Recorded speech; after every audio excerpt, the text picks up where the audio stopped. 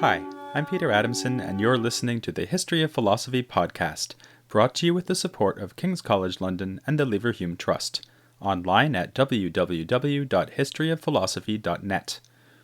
Today's episode, The Philosopher's Toolkit, Aristotle's Logical Works. A few episodes back, I asked you to imagine that you were a medieval monk, reading Plato's Timaeus. That was good practice for what I'd like you to do now. Imagine instead that you're a 5th century AD student of philosophy. You have come to the great center of learning that is the city of Alexandria in Egypt. Don't forget to visit the lighthouse. I hear it's wonderful. You already have a good education under your belt. You are literate and have studied some rhetoric, and now you are going to try to master philosophy. What's the first thing you will study? Of course it will be Aristotle. As we'll see eventually, in the late ancient world, even Platonists introduced their students to philosophy through Aristotle, saving Plato's texts for more advanced research. But what Aristotle will you begin with? Nowadays, a course on Aristotle might start with his ethics or his physics, but as a late ancient student, you will be taught that there is only one place to begin doing philosophy: logic.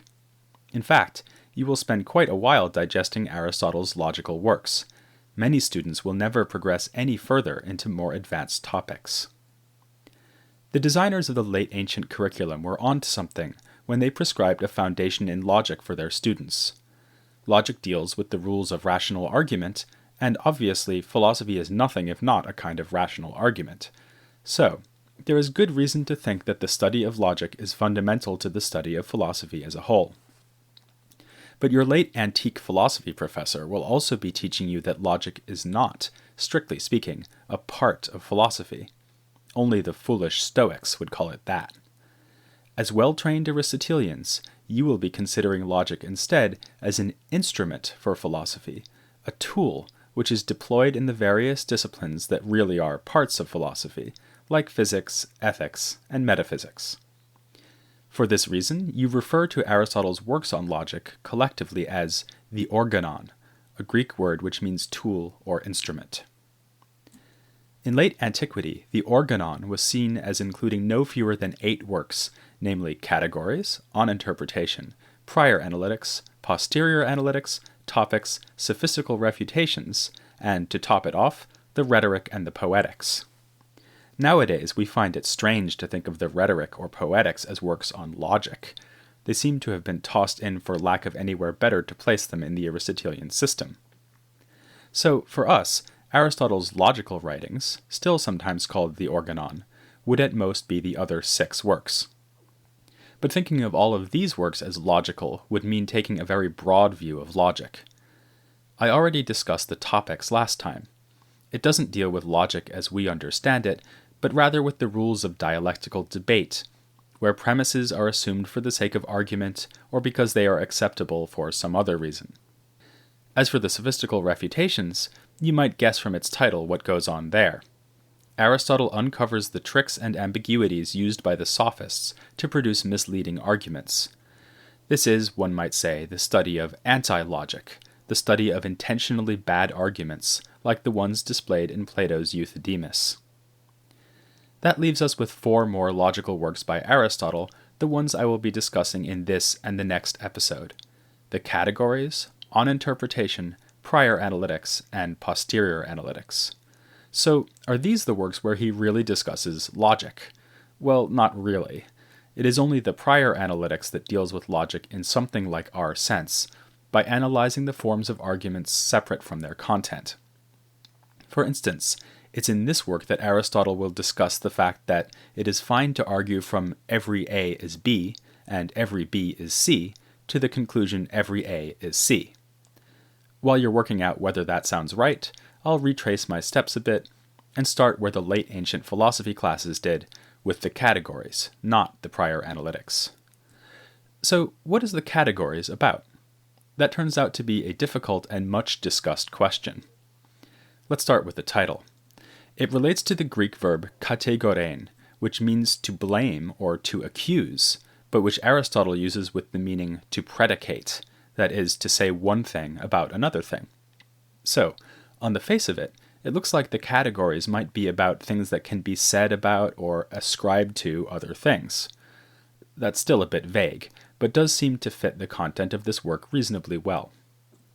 What we get first is a few short chapters making points about words that are predicated, for instance, the difference between synonyms and homonyms. The second chapter makes a fundamental distinction between two kinds of predicates, one of the most important distinctions in Aristotle, in fact. We'll be using it many times in podcasts to come. The distinction is between what is said of something and what is present in it. That's how Aristotle puts the point here, but the usual way of putting the contrast is to say that some features of things are essential and others accidental. A feature or predicate is said of something or essential to that thing if it has to do with the very nature of the thing in question. For instance, it is essential to a giraffe that it be a giraffe, that it be an animal, and that it have any other features that are required for membership in the exclusive club that is the species of giraffes. All other features are accidental or present in things. So, for instance, if the giraffe is painted blue, blueness is accidental to it or present in it. If the giraffe is a particularly fine example of its species, then its glossy coat and unusually erect posture will also be accidental to it, because it could get sick, lose the glossy coat and the good posture, but still be a giraffe. In fact, this is a test you can use to decide whether Aristotle would count a given feature or predicate as being essential or accidental. If you can change a feature of something without destroying that thing, then the feature must be accidental. After these preliminaries, the categories gets on to the thing that it is most famous for. It gives a list of 10 so-called categories, which here means types of things that can be predicated. There are 10 categories. If you know them, you can say it along with me. Ready? Substance, quality, quantity, relation, place, time, position, state, action, and being acted upon. So what exactly is this list listing? Well, maybe something like this. If you think about all the features that can be predicated of something, you'll see that they will fall into these 10 types. Let's have an example, shall we? Consider our friend, the silent film comedian Buster Keaton. Firstly, he is a human. That's a predication in the category of substance because it tells you what sort of thing he is. All his essential features will arise from his being this sort of substance, and the only way he can lose these essential features is to stop being a human. In other words, to die, which I'm sad to report Buster Keaton did do in 1966. It was only then that he stopped being, for instance, alive, rational, embodied, and so on. These were the things that were essential to him. But Buster had lots of features that are not essential. For instance, his feet were big, and that's an accidental feature which falls under the category of quantity. He was silent, which falls under quality. He lived in California, which falls under place. He made films, that's the category of action, and in these films he got smacked in the face and thrown out of windows. That would be very much in the category of being acted on. This whole project of classifying predicates into 10 classes is not something Aristotle necessarily thought up on his own. Scholars believe that it originated in the context of Plato's Academy, where Aristotle studied for many years. You can imagine how this might have gone. They'd send a student to the front of the class, tell him to stop fidgeting, and everyone else would call out descriptive words, which would be divided up into 10 classes. They wanted to make sure that they had a category for every predicate they could think of. Obviously, I'm pretty much making this up, except that we do know that the Academy was mad about classification and logical exercises of this sort. I can't resist mentioning here the famous anecdote about another philosopher, Diogenes the Cynic, who is going to make for a very entertaining podcast before too long. Upon hearing the Academy's definition of man as two-legged animal without feathers, Diogenes showed up with a plucked chicken and said, "Here is Plato's man." I'm tempted to make a joke of my own here, maybe something about this leaving Plato in a foul mood. But I think it would be better to go back to Aristotle's logical works. I will leave the categories for now, but return to it in a few episodes when I come to talk about Aristotle's Metaphysics, because when he deals with the category of substance, Aristotle makes a number of points that bear on metaphysics. Indeed, even to some ancient readers it seemed problematic to pigeonhole the categories as dealing only with logic or language, since it does have this metaphysical content as well. Of course, it's no surprise that Aristotle would make some metaphysical remarks while discussing substance, and in general, he seems happy to make wide-ranging points about each of the categories. He says especially interesting things about the category of relation, and we may return to that subject somewhere down the line. For instance, when we talk about the innovative theories of relation developed in medieval philosophy. For now, though, we've got 2 more logical works to cover. Next, we'll tackle On Interpretation. Again, this does not quite seem to be a work on logic in our sense. Rather, it looks more like a contribution to the philosophy of language. You might remember that this is an area Plato explored in his dialogue The Cratylus, which considered whether words have significance by nature or convention. Aristotle flatly declares at the beginning of On Interpretation that the conventional answer is correct. Names are conventional symbols, and Aristotle says something interesting about what they symbolize. You might think that the sound Buster Keaton would simply represent Buster Keaton, and it does, but in the first instance, Aristotle thinks it represents a thought in my soul. He says that there is a chain of representation, in fact. If I write down a word, that represents the word as spoken, so that verbal language is more fundamental than written language. The spoken name in turn represents the thought, and it is the thought which represents the thing out in the world. All this is something else that will inspire some innovative philosophy in the medieval period. But Aristotle is only warming up to his main theme, which is the study of sentences that assert or deny something. For instance, I might assert that Buster Keaton is human, or deny that Buster Keaton is a giraffe. This is a point that does have clear relevance for logic, especially Aristotle's logic. His logic is sometimes called categorial, because he is always focusing on statements that relate a predicate to a subject. Remember, the verb kategorein means to predicate. He makes another distinction that will be crucial down the line by making the point that some predications are universal and others are particular. So I could say all humans are alive, or I could say Buster Keaton is alive. Aristotle uses this distinction to look at the question of which sentences are directly opposed to which.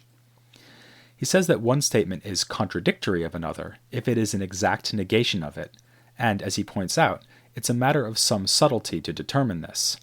For instance, the contradictory of all humans are white is not all humans are not white, but rather some human is not white.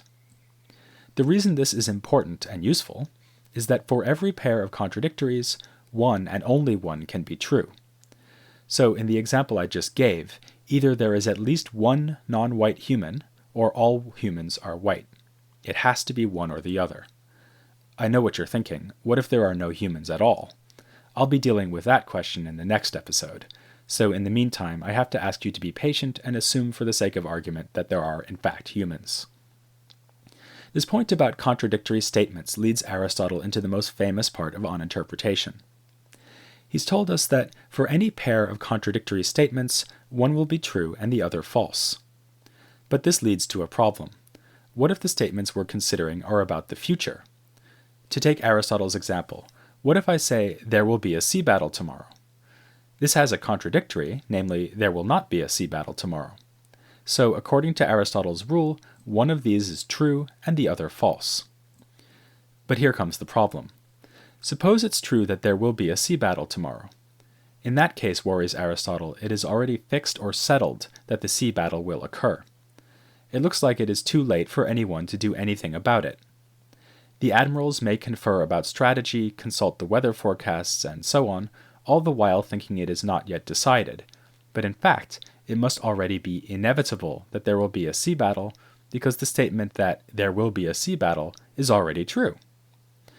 Aristotle finds this troubling, warning that if the argument is right, there will be no point in deliberating about any course of action. The future is already written, as it were. Everything that happens, happens necessarily. Aristotle offers a solution to the problem, but unfortunately it's rather unclear what the solution is meant to be. On the most popular interpretation, he says that these statements about the future are in fact neither true nor false, so he makes an exception to his rule about contradictories in this one case. But there is reason to find that unsatisfying. If we're surveying the wrecked ships in the Thames estuary tomorrow, and you turn to me and say, "See, I told you there'd be a sea battle," it would be implausible for me to say, no, you weren't right, because when you said that, it wasn't true. At least, not yet.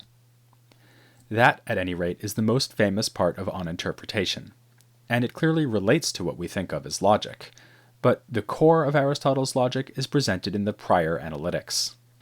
The ancient interpreters saw these texts I've been discussing as forming a sequence. The categories would talk about individual terms, the words that would fall into the 10 categories. Then on-interpretation talks about words put together into statements. Now, the prior analytics will talk about sentences put together into arguments. This story is too simple, especially when it comes to the categories, but it's true enough that the prior analytics studies conjunctions of sentences to form arguments. In particular, what it studies is the arguments Aristotle calls by the Greek word syllogismos. This, of course, is where we get our word syllogism. For Aristotle, a syllogism is an argument with two premises and a conclusion. Of course, there has to be one term which appears in both premises, since otherwise you can't conclude anything. So a typical syllogism might go like this. All mammals are animals. Some mammals are giraffes. Therefore, some animals are giraffes. When Aristotle tells us in the prior analytics that this kind of argument is successful, he doesn't just give an example, like I just did. Instead, he uses variables.